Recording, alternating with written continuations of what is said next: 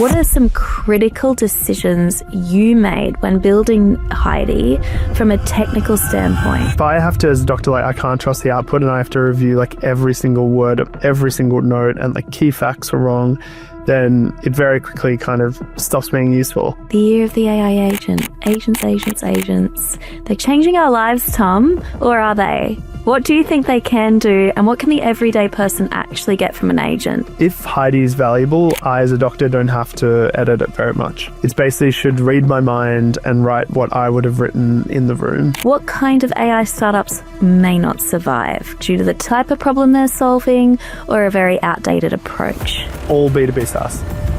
Yeah. What's that must do if you're building an AI-powered company like Heidi Health? Hello and welcome to In the Blink of AI. You guys, guilty. It's the silly season. We got a little carried away with spicy mugs. We got a little carried away with our mulled wines. And that is why we are doing a bit of a throwback. But it's not just any throwback. It's a throwback to our most popular episode of the entire year. It's with Dr. Thomas Kelly from Heidi Health. You guys were obsessed with this episode. So if you haven't heard it before, now is your chance. He's got hot takes on RAG, why live transcripts were ditched in favor of batch processing at Heidi, what can happen to our experience with LLMs when chips improve. Bet you didn't think about that before. And can LLMs ever emulate the bedside manner of our favorite GP? We get into that and so much more. Also, while I've got you, bit of a sneak peek into 2026. Guys, this show's leveling up next year. I am so pumped. We have the most incredible lineup of guests already in January sorted. We are unpacking Australia's AI strategy. We have a major politician diving deep on data centers and their takes on those.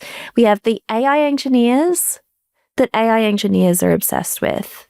So, no more holding back on the headline news. We're actually getting into what actually is happening in Australia and beyond and what it means for the future of our use of AI in 2026. I can't wait. Let's dive in. You're listening to a Day1.fm show. I'm thrilled to be partnered with Stripe for today's episode. Did you know that Stripe Startups offers early-stage venture-backed startups access to Stripe fee credits, expert insights, and a focused community of builders? We love builders on In the Blink of AI. Apply today at day1.fm/Stripe. Hey Tom, thank you for joining In the Blink of AI. I have had you on my bucket list for some time. Thrilled to have you. Look, Heidi Health is a household name. You're on the front cover of the AFR, but just in case listeners aren't aware of what Heidi Health is, can you please give us kind of the elevator pitch? Thanks for having me, Georgie. And I think I'm hoping most Aussies would have run into Heidi at this point, maybe if they're GP or the physio or something like that. But Heidi is a piece of AI technology that listens into visits, turns clinical conversations into really good clinical notes. So usually as clinicians, it's really tricky to manage everything in the room. You've got a patient or maybe patients. You've got trying to figure out what the right question is or what diagnosis they might have or basically what to do next. And then you've also got to document everything and create all the paperwork that the patient needs kind of all at once.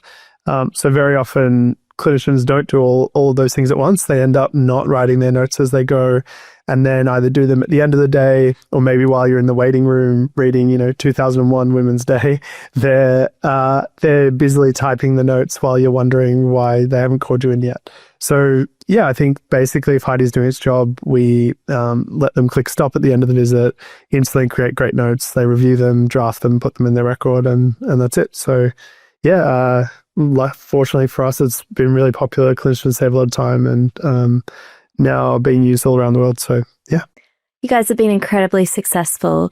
When you were a doctor, talk us through how much of the work was in that chat that you were having with the patient versus follow-up and the stuff you talk about, the write-up of notes and things like that. Yeah, I'd say probably about half the clinical time is spent either before or after visits. It's sort of like pretty proportional to the amount of time you spend with the patient. So my experiences were mostly in outpatient clinics because I was a surgical registrar. So we had, the kind of clinics where you go to hospital and wait to see the surgical team. And very often there would be, 3-4 scans that have happened before, previous visits that might have occurred, maybe old clinical notes while they're in hospital. So there's a lot of looking through the past and trying to figure out what's going on.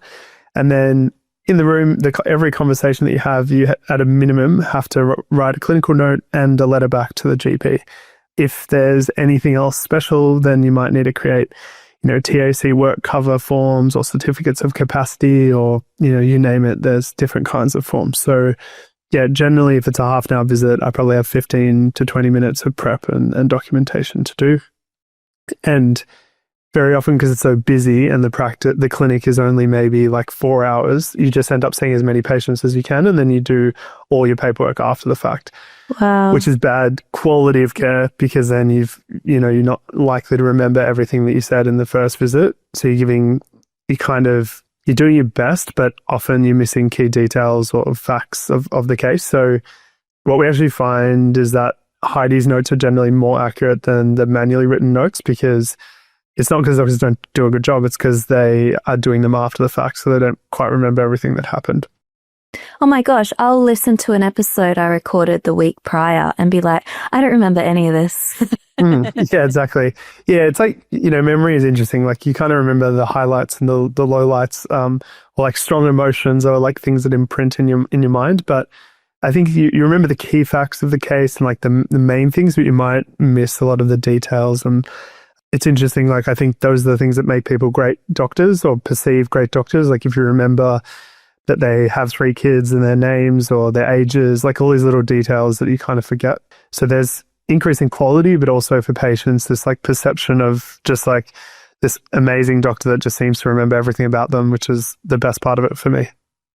Yeah, we hear about this, bedside manner or that kind of feeling that you get from the doctor. But if the notes suck, I guess it's kind of like, well, I don't really want to just have a chat there. I do want to be diagnosed correctly and all of that. Doctors are famous for terrible handwriting. What was your handwriting like, Tom? Did you try really hard to make it perfect? I have to say, I was an outlier. I actually had really nice handwriting, I think. Really? Yeah. I think a lot of the doctors that went through my generation, they had, it was like the millennial like highlighting and like little sticky notes and like beautiful notes. So yeah, I was very similar. I had all these colored highlighters and like drew really surgical anatomy and pictures and things. So, but it was too slow. That was the problem. So yeah, that would be great if you had three patients in a day. But exactly. So I was curious about this because when I recently booked in, I got an email notification saying in advance, this session will be transcribed by I don't remember if they specifically called it an AI tool, but I thought to myself, I wonder if this is Heidi. Would it be you? And how many Australians inadvertently have been supported by Heidi Health, do you think? I think on the consent point, it's really important. We, like out of the box, Heidi has a way to set up consent. And yeah, we give like patient explainers and forms in the waiting room and all sorts of things. So definitely expect that the clinician is telling you they're using Heidi either beforehand or in the waiting room or in the visit as well.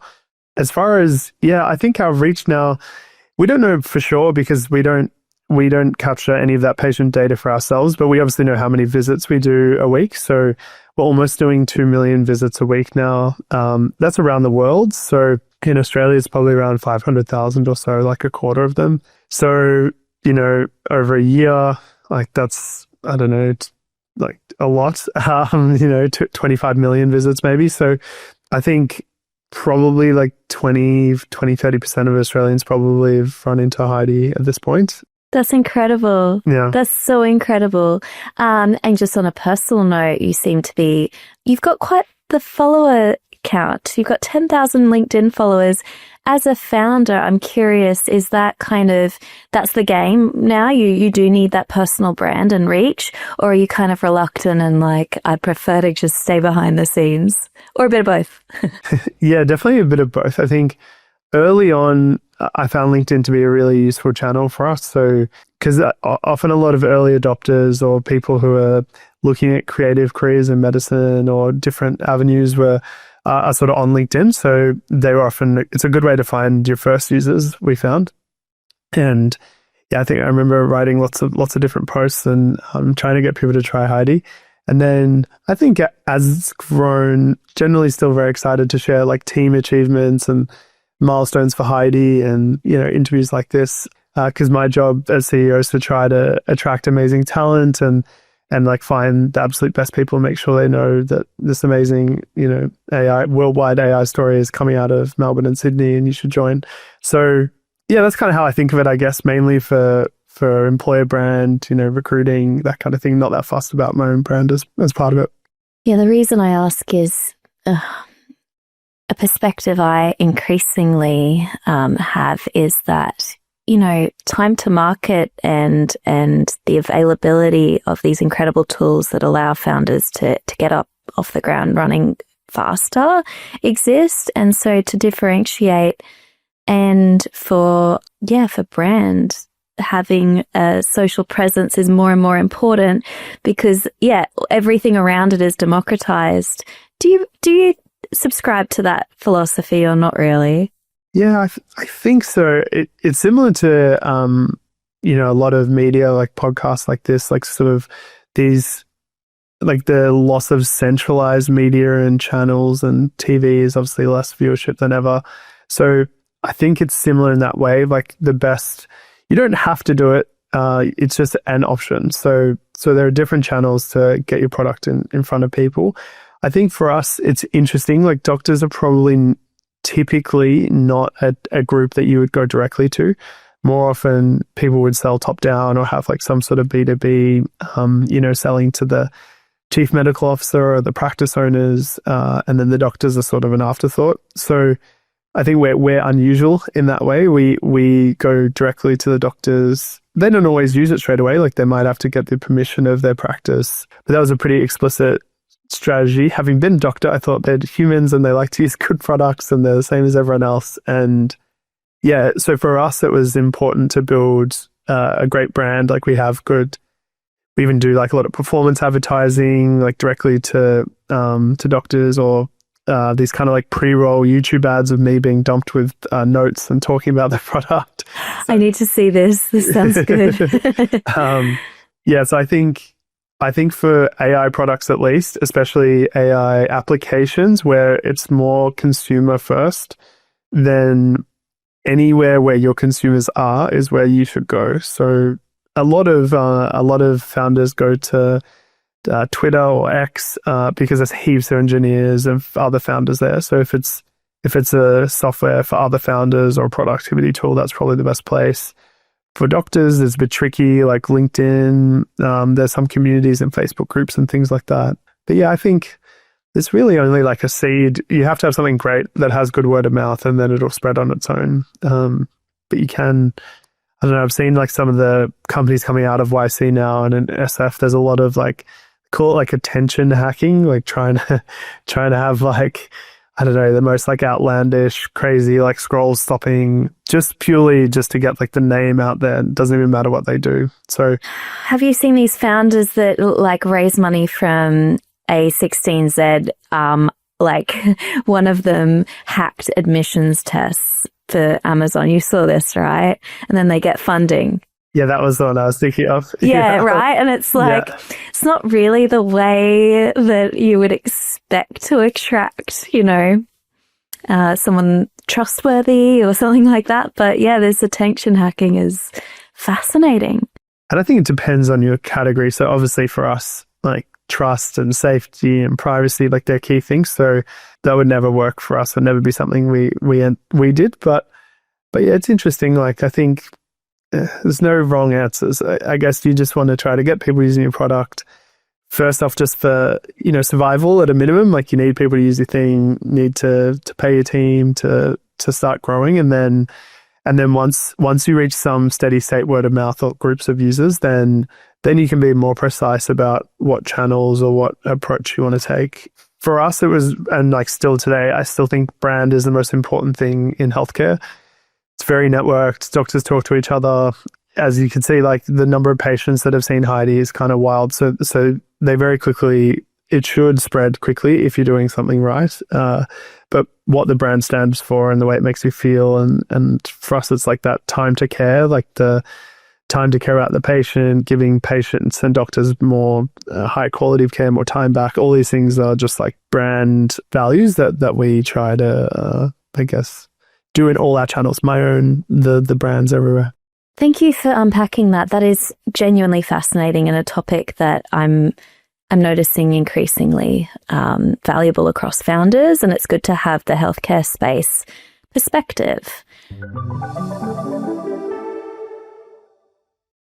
As a startup founder, you're juggling multiple priorities, from the expected, like finding product market fit, to the unexpected, like customer requests for SOC 2 or ISO 27001 certification. Achieving compliance is time consuming, and time spent on that is time away from the needs of the business, and that's where Vanta comes in. Vanta is the all-in-one solution for startups to become compliant quickly and build a security foundation with ease. With a combination of automation, an extensive partner network, and a security marketplace containing 385 plus pre-built integrations, Vanta provides the necessary tools and expertise for startups to achieve compliance seamlessly, no matter how urgent your needs are, and at every phase of growth. Over 10,000 leading companies, including CipherStash, Handle, and Indebted, trust Vanta to automate compliance so they can focus on growing the needs of their business. Here's the important part. Startup listeners of the show get $1,000 off if they go to day1.fm/blink. Let's dive a little bit more into AI. I actually was pleasantly surprised how deep in the weeds you do get, even as, and I say this with utmost respect as an ex-doctor, but a non-technical and non-software engineer founder, you seem to be very passionate about the technology as well. We're going to start with something a little bit fun called AI Hack of the Week. And this is where you and I share a hack that's either, a tool that we like to use or a specific use case. Tom, why don't you kick us off? What's your hack of the week? So my favorite thing is whenever I'm in a new place, it doesn't have to be a new city. It could just be a new suburb or something like that.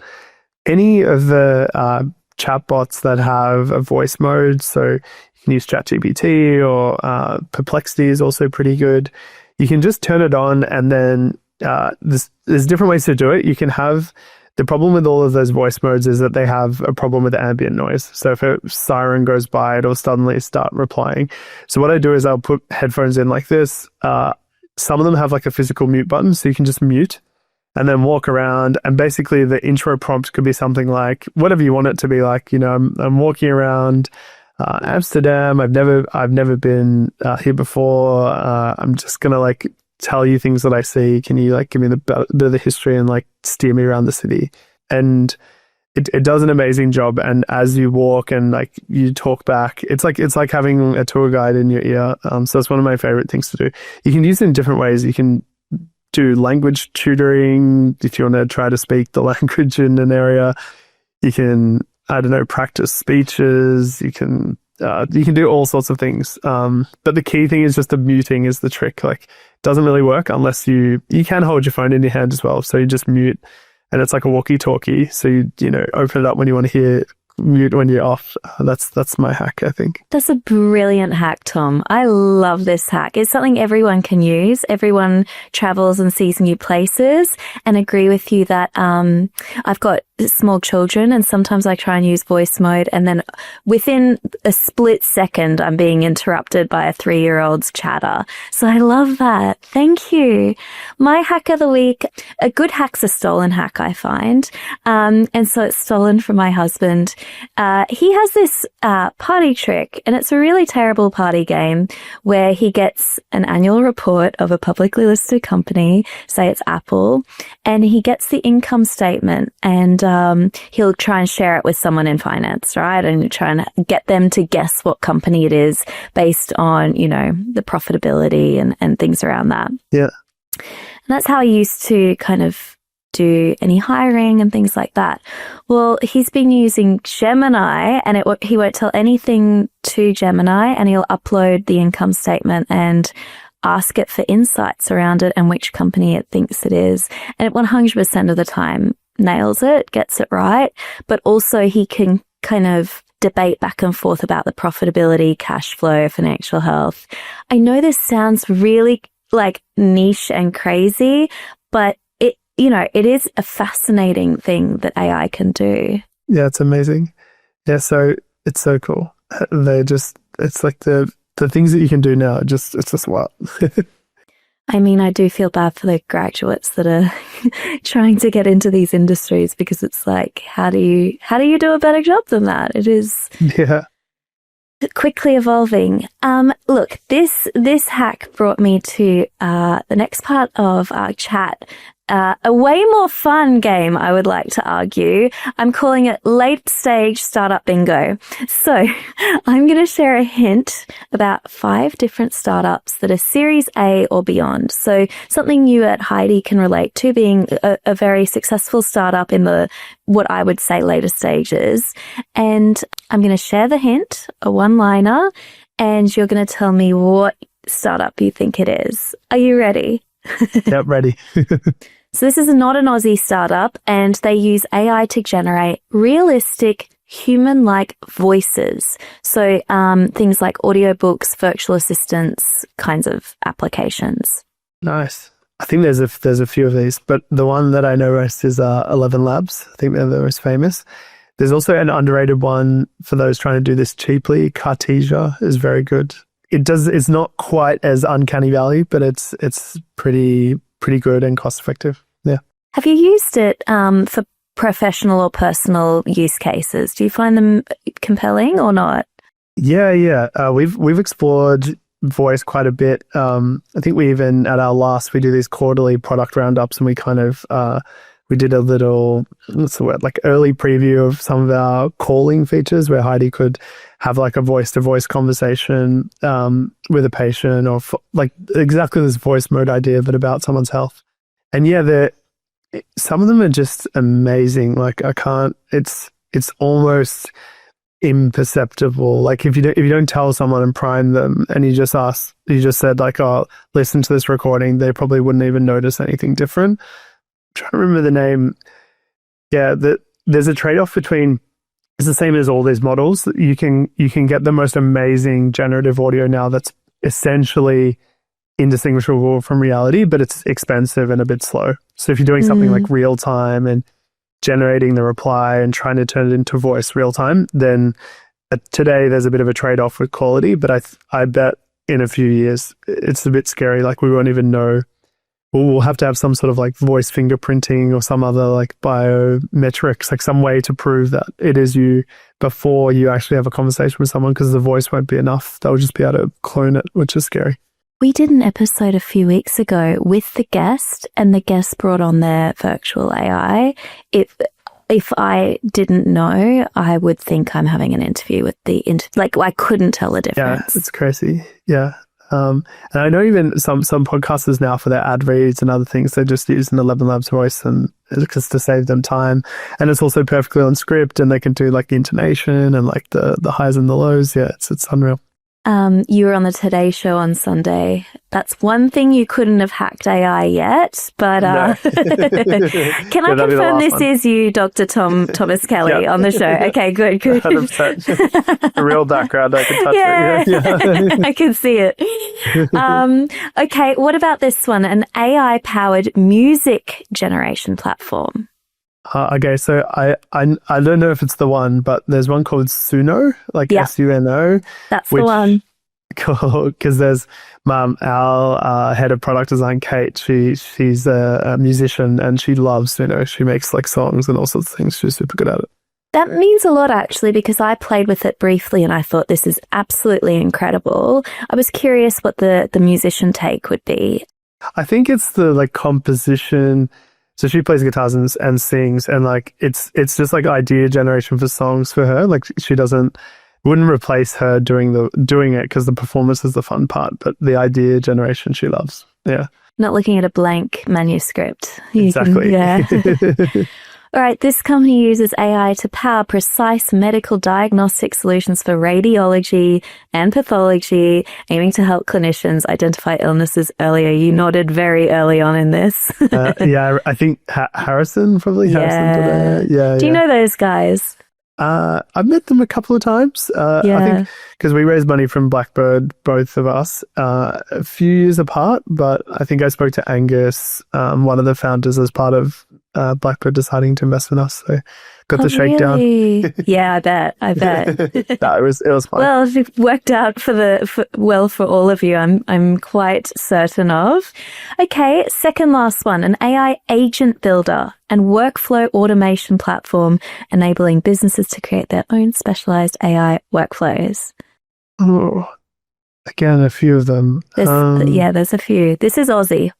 Okay. Probably the Relevance guys, Yeah. Relevance AI. Yeah, that's the one I know. You're doing too well. I should have made these harder. Have you met those guys? We had Jackie on the show a few weeks back. Cool. Yeah. No, I haven't met them before, like live. I think we've had some emails back and forth and explored using Relevance at Heidi. You gotta move to Sydney, Tom. Yeah, I do. You really do. But Melbourne's more lonely. I wouldn't tell you have to move here, but I do find that the ecosystem here does seem quite like everyone's met each other now. It's quite nice. Yeah. Developed. Yeah, for sure. Yeah.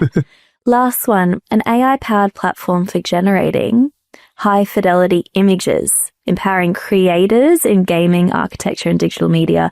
Aussie one. Got it. Has to be Leonardo, surely. Leonardo. Or now Love those Canberg. guys. Yeah, exactly. Yeah. Amazing. You nailed that. I knew you would, but that was a fun game. Thank you so much. So diving a little bit more into AI technical 101, I would love to know, there's a lot of founders that listen. What are some critical decisions you made when building Heidi from a technical standpoint? Like, what's that must do if you're building an AI powered company like Heidi Health? So there's different important parts, but probably first off is just actually ignoring some of the different models and constraints and infrastructure and whatever has to come next, and just focus on end user. Like, what is the absolute best experience for the doctor or for the architect or for whoever you're serving? So I'll give you one example. A lot of products in our space use live transcription. So and everyone's experienced it. It's the speech to text on a phone or Google Voice to text, where it's sort of like a real time turning the sound into the words, and you can actually see it as it happens. When I see a product that does that, I instantly know that Heidi's at least 30-40% better than them. So we chose not to use live transcription. We still do real-time processing. So we batch audio and break it into chunks, and we don't retain any of the audio as it's being processed. But that it's a clear bifurcation of like how you do transcription. So live transcription, basically asking the model, like, just literally return the next word. Like, what's the next word? What's the next word? As it goes, that it's not retaining any of the kind of memory of what happened before it. Whereas batch processing, it will retain memory of the earlier parts of the conversation as it processes the next word. So an example would be if in the first part of the sentence I said, it's really sore in my chest, but I kind of said it like in a weird way, or the audio broke, or you couldn't hear the word chest. But then later on it says like, yeah, I'm finding it hard to breathe around my ribs. Then batch transcription will get that it was chest because you said ribs later in the sentence, and like associate the space of where that word is likely to be because the patient said ribs. So the TLDR is, it's just more accurate to do batch transcribing. And that really meaningfully impacts quality. So it makes Heidi way high quality, but lower word error rate, like much better outputs, and is a simple like UX example where you don't think too hard about it. You're like, oh yeah, I'll just pick one or the other. But we actually tested it a lot. We tested it ourselves and we found that it just wasn't as good, like by a wide margin. So then once you're confident about a choice, which we were, then you do all the infrastructure work, compliance work, security work. It's like, okay, obviously we can't retain, these whole recording of a session that's never going to pass mustard from a compliance perspective. So if we're doing this, we still have to effectively do it live. Like we have to do like tiny little batching of the audio as we go through.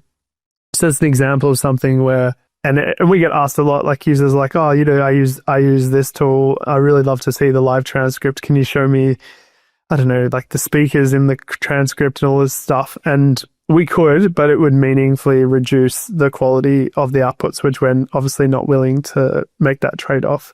Now, hopefully one day the type of transcription that shows the words is about as good as any other approach, and then maybe we change that. But for now, we're trying to create like a live experience, but using basically better processing behind the scenes, batch processing. Yeah. Batch processing. And how early in the building of Heidi did you start playing with these, like doing A/B testing with different techniques? Yeah, I think for us, this is where like if you're building for a really specific industry, it's important that I don't think the founders have to be from that industry necessarily. It would be helpful, but you definitely have to have a group of people that are willing to be your kind of alpha testers and give you early feedback. So we tried with ourselves mainly. So, I'm a doctor, Kieran in the team is a doctor, Mo, who runs products, a doctor. So we would just do the sessions ourselves. And you could just tell like night and day which one was better than the other. And our experience with our product was that quality, a bit nerdy, but it's like non-linear. So basically if you're like 2% better on quality and accuracy in the transcript, then maybe like 30 to 40% more doctors like Heidi. So it's actually like a small move actually has a huge impact on adoption and retention. Because doctors are inherently so focused on quality as a community, or is this universal, do you think, across customers? It's really because of the value that if Heidi is valuable, I as a doctor don't have to edit it very much.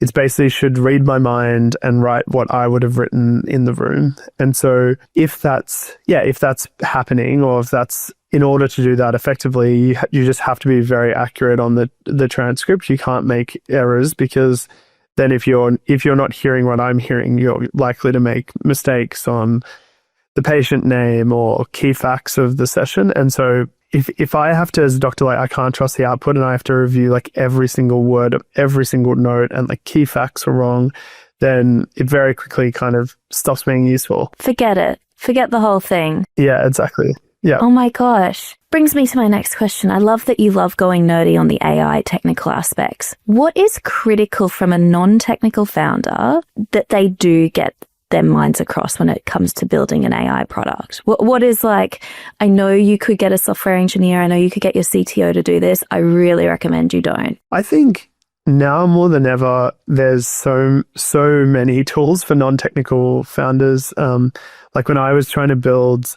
early versions of Heidi in 2018, 19, there was no vibe coding, or like there was no ChatGPT. Like you just had to learn like books, watch courses. On YouTube? Yeah, CS50 is a good one. It's like Harvard's 101 computer science, and it's completely free, so you can do the whole course for free on the internet. So I think for non-technical founders, first and foremost, from any software engineering, you just have to do a bit of learning, bit of research, just understand like the basics of like how a database works, what a REST API, what's the front end, how do they work together, just so you can understand the complexity of, and then like I think the main thing is like how you size tasks and how long things will take. It's like you have to get in sync with whoever your technical founder is, I think. Then as far as AI specifically, I think I highly recommend Andre Karpathy. He was the head of AI at Tesla. He has a million different videos where he actually rebuilds GPT. He also worked at OpenAI for a while when they're releasing GPT-4.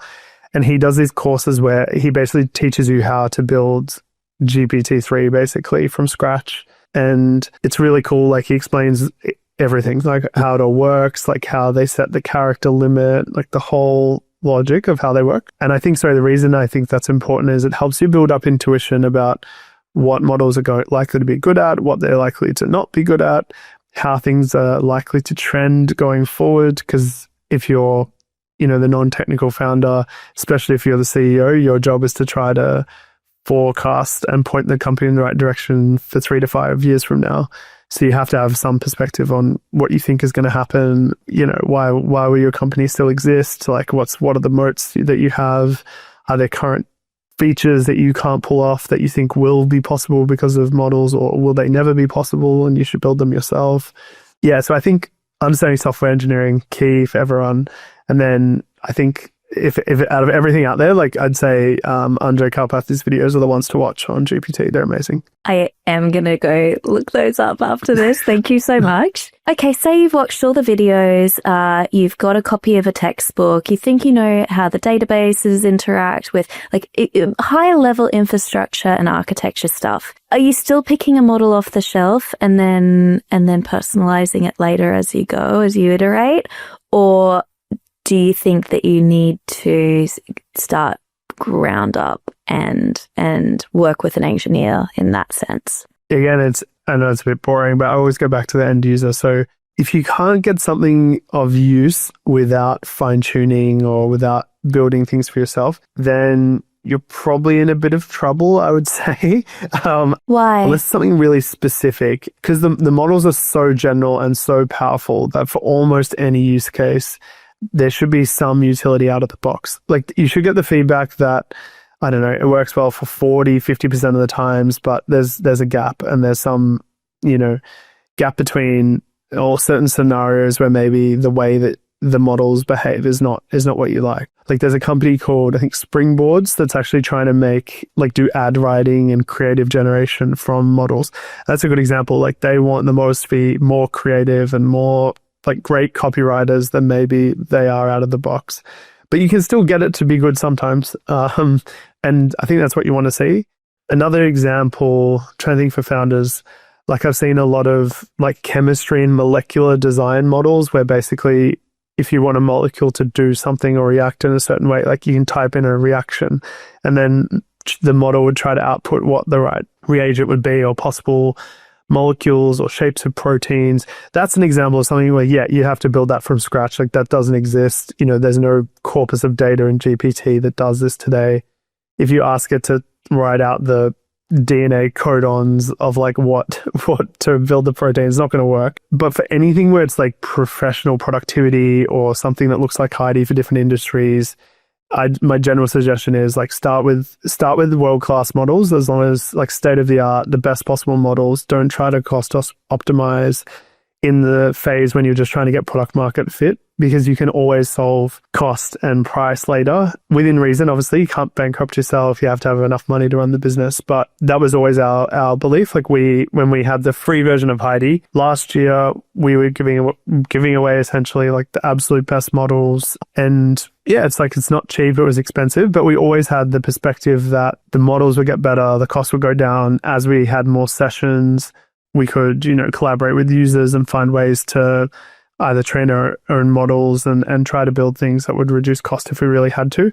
But actually what we found was that there was so much progress on state-of-the-art models over the last 18 months that we never really had to do anything like that. We could just use the best available models and always give that to the clinicians, and they would have the best experience. I think for us, there's an overlaid challenge of compliance and privacy, and like we have to run models in regions. So we run models, in the UK and the EU and Canada, and so for us, there's like extra axes of complexity. Not every state-of-the-art model is available in every region, and yeah, I think it's very specific to each company. But probably for a founder starting out, I would just use the best available models for as long as you can afford it. And then really fine-tuning and training is more often for cost optimization than quality. You can get better quality, but actually fine-tuning especially is more about reducing your prompt length and making things cheaper. Increasing quality or creating new things is really challenging, but but makes sense for some use cases. Oh, I love unpacking, going backwards, how a founder got from where they are now, as successful as you guys are, and how you would suggest founders that are starting out should wade through these waters and answer these questions. I have some other headline news for you to unpack for me, Tom. One is agents. The year of the AI agent. Agents. They're changing our lives, Tom, or are they? What do you think they can do, and what can the everyday person actually get from an agent? I think the best use of agents today is still research. So I'm hoping that everyone's had a try of Gemini Deep Research, or ChatGPT has a great deep research product. So definitely give it a go. Find someone who has a pro subscription and try it out. I'm pretty sure Gemini, I think you can do for free. And yeah, so basically what it's doing in that case is an agent. I don't love the name because I think people don't really know what it means. They just imagine like someone in a suit, like from the Matrix or something. I think of it as like the AI can actually use tools. So it can go and do next steps and actually hopefully do something useful on your behalf. So when you type in a query or like what, I don't know, back to the Amsterdam thing, what are the best canals to see in Amsterdam? So last year, the models would just write out what it knew based on the training that it had and the corpus of data that it was based on. With these research products, the model has the tool to go read the web and do different things. So it'll actually be searching the web, making a plan, figuring out, okay, here are the keywords I should search, reading those websites, adding that into context, and doing that over and over again until it's consumed either like a certain token budget, an amount of time, an amount of compute, or maybe it just thinks it's completed its task and then it'll return a result. And it's often like quite amazing. I think it does have a bit of like a Dunning-Kruger problem. So Dunning-Kruger problem is like... Oh, the graph. Yeah. I love this graph. Explain it to the listeners in words and hand gestures. Exactly. Yeah, I think it's basically like it adds someone's knowledge of an area. So if you're an expert in, let's use that example of Amsterdam. So you're a tour guide in Amsterdam.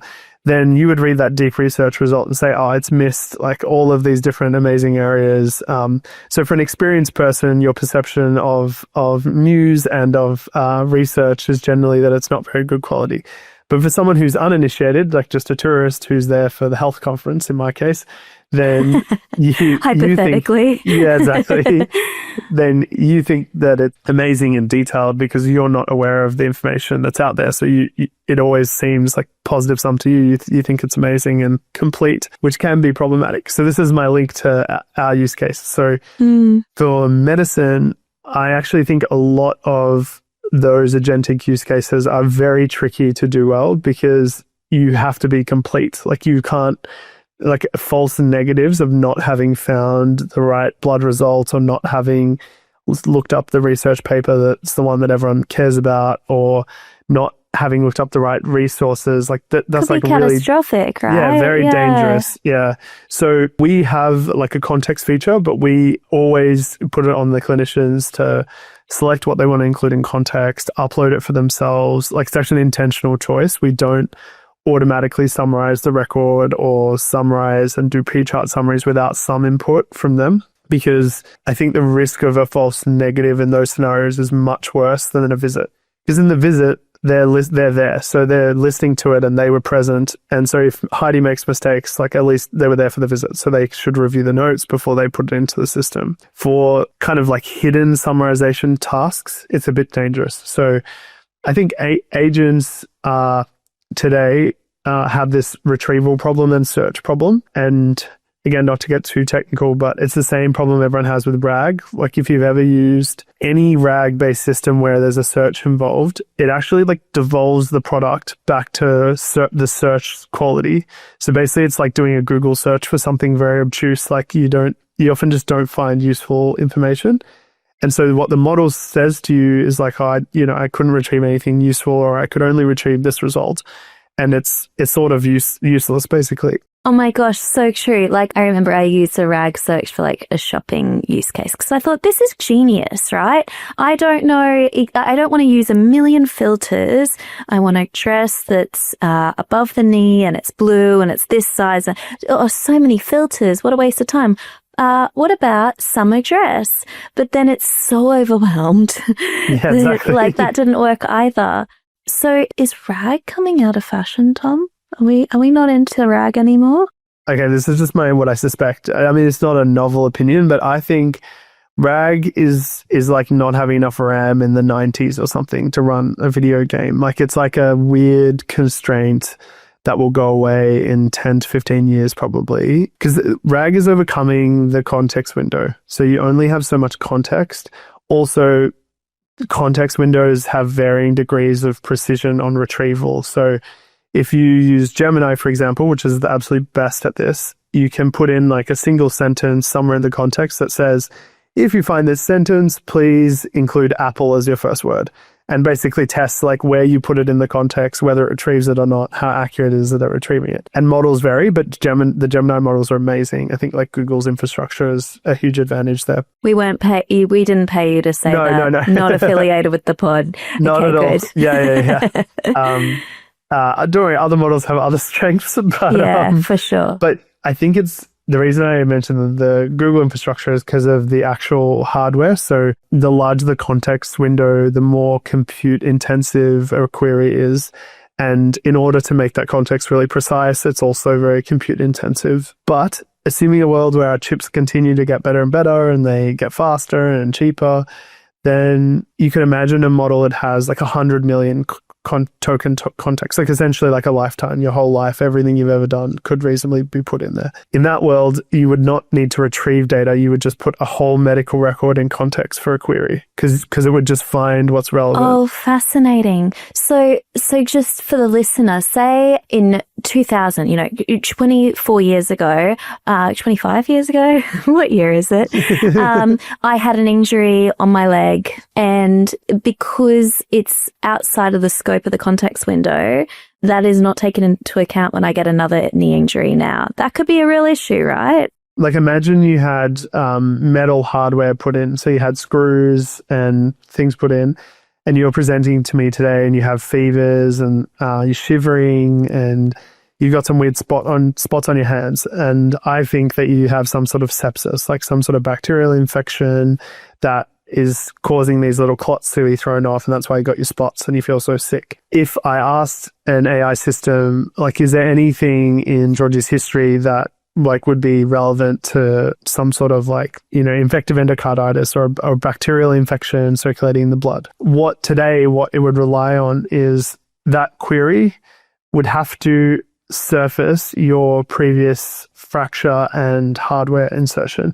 But the problem is the association between a bacterial infection and that hardware. There is one, like it's medically, there's a relationship, but the search to find that is really hard. It's very deep. You've got 25 years of documents. And so basically the problem that you have is like you have something that's searching that isn't as good as the model. So you can have like embeddings or vector searches, all sorts of things. But these things have existed for years, right? Like we've all searched long queries into Google. There's not really that much novel technology today. And basically it all comes down to like, do you find that piece of the record? If you don't find the piece of the record, Heidi's just going to return like, I don't think I found anything relevant. Which, is it really that dangerous? Like, no, not really in that case, but it could be in other cases. And the problem is reliance. Like what would normally happen is a doctor or a resident would just go through the whole history, like literally look at every interaction you've ever had. And to be fair, like they probably also wouldn't find it if it's that long. Yeah, we're no worse off, I guess, but... Yeah, but I think that's, so for us, like as we push the bleeding edge on different use cases, that's really the standard. We have to test against existing practice. Are we the classic Hippocratic oath? Like, are we causing damage? We shouldn't be causing damage. It shouldn't be worse than what is currently standard practice. And as long as doctors are taught and understand that there's like a high risk of false negatives and that they ultimately should have to do the search themselves, then it's something that we can probably release into the world, but something with like heavily caveated and people understand. But I'm looking forward to a future where there's unlimited context windows that don't break the bank, and you can put all that information into the model. And then the reason it would be so much better is because that amazing, powerful model that does all these magical things, like tell me about the canals in Amsterdam, they will also they'll be doing the search. So it's like me doing the search. I'm reading every little detail. So I'll be able to find things just as well as doctor, probably better than a doctor can, and make associations that are really critical. So I think that's where it all goes. It'll take a bit of time, but that's kind of the trajectory we're on as hardware gets better and models get smaller and cheaper to run. It'll make these like amazing things come true. Also the idea of like for individuals having this infinite memory of everything I've done at work and trying to create like self-improving AI systems. I think that becomes possible when you can put anything that an AI has ever done into its own context. It's a way to give it memory. But today that's not feasible. Like if every conversation I ever had with ChatGPT is in its memory, it would just break the bank. So yeah, it's going to be an interesting world as it goes forward. So before we get to the rapid fire, I've got a 3-year-old daughter with a, dairy intolerance. When she's had x-rays, it's a big old mess in there if she's ever had dairy. But it's a lot of pressure on me as her mum. Like when she's 28 years old, maybe the intolerance has gone away, but then she has like some stomach related issue. I don't know. I'm not a doctor like you, Tom. What do you see that world as for those kinds of patients? Hypothetically, what's the best case scenario that like AI and medical healthcare and all the doctors' trips that she's done in 25 plus years into the future? I think it'll be really critical to have great interoperable access to everyone's data. So what that means, the uninitiated is, which I can't do this today, but I should be able to hopefully go to my health record and just instantly pull every visit I ever had. It's fine if it's paper-based, like in the 90s, the GP I saw used to handwrite everything, but whatever records exist in digital form, they should go with me as a patient. I should have access to them. The next doctor should have access to them. Every medical record and software like us should have to integrate with that and get access to that historical data. The reason I think AI will push that to be a standard, because historically that's not been that useful, because as a doctor, if I get like 20 years of records, what the hell am I going to do with it? Like, am I going to read every page? I can't. I've only got 20 minutes to see. Whereas an AI system could, and something like Heidi that's supporting the doctor in the room could process that record and really safety net the clinician, do things that the clinician couldn't do. So literally read every single line of that history, every blood result, every investigation you ever had, and help make it so that it's not your responsibility, Georgie, to remember, but actually like the record goes with your daughter, and that way when she's seen the next time, the doctor can have that nicely surface to them. So I think hopefully that's a world that ends up taking place. We need governments and others to play along for that to happen. The other version of that is as Heidi, we can also help that happen. So if we're definitely interested in sort of the patient side experience, and if your clinicians are transcribing these conversations, maybe you can get a summary on your side as part of your interaction with Heidi, and collect these summaries over time and share them to the next doctor so they have a view of all your history. Because it's like a living memory of what happened, which I think is really useful. I will sleep better at night when you build that, Tom. So I'm looking forward to the future of Heidi Health. We're at the rapid fire questions. Are you ready for the spiciest, hottest takes of the episode? Ready. Okay, you have to pick one hire for Heidi Health at this stage of your journey. What's the most important? Medical background, AI background, or sales background? AI background. Amazing. What is one bit of criticism Heidi Health has had, which is kind of fair or true? I think that our templates are a bit too hard to make.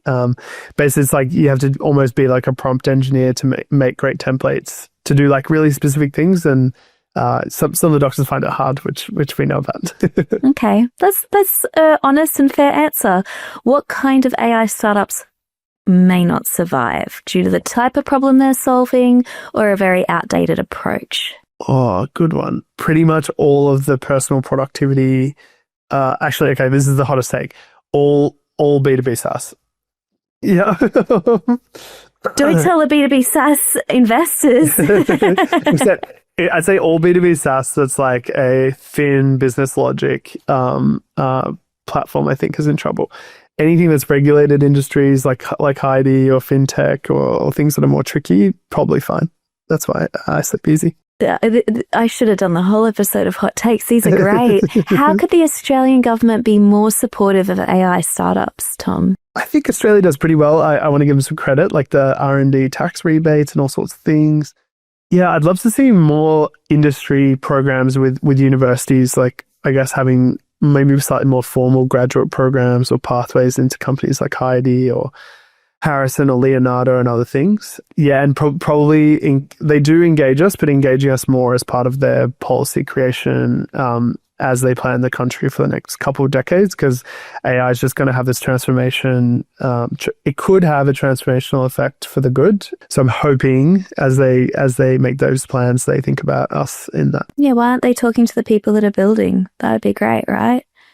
Okay, I have my last question for you. You're stuck on a desert island. Let's hope this doesn't happen. And you have to choose between AI or a human to bail you out. Which are you choosing? Today, definitely a human. Really? Yeah. Maybe if it was like an embodied robot that could get energy from the sun and didn't need to be fed and was like just as strong as me, then maybe that's the point at which I'd take the AI. But for now, the human might eat me. Like, I'm really scared of being eaten. I don't know if this is a reasonable fear to have, but I'm like, that human would I've got I'd be delicious. What are they doing? Like choosing a human? No, I think I'm safe. No one would want to eat me. It's fine. Yeah. Okay, good. I guess that's like an if-then diagram of like, if delicious, choose AI. Exactly, yeah. Tom, you've been such a great sport. I could have spoken to you for another 3 hours. I love the way you think about the future of AI and how you're trying to solve, a problem that affects everyone, right? Like the doctor consultations and making that a better experience for the doctor and the patient. Thank you for being on In the Blink of AI. No worries. What would you love to shout out to the listeners? Yeah, if you see Heidi in a doctor's surgery, think of us, be excited. It means you're going to get a better quality of care. If you're looking to join a company in AI, we're hiring a lot, especially AI engineering roles, also in our sales teams as well. Lots of people want to use Heidi, so helping them out is the easiest sell in the world. And yeah, that's pretty much it. You can find us at HeidiHealth.com and yeah, hope to see you there. Thank you so much. Thank you. Thank you for listening to In the Blink of AI. You can check out the show notes for anything discussed in this week's episode, and we will be back next week. This podcast was produced by Day One, with music by Dan Hansen and visual artwork by Sophie Tyrell. If you loved the episode, please tell your mates. And I love AI news. Please share your thoughts and suggestions to georginarosehealy@gmail.com.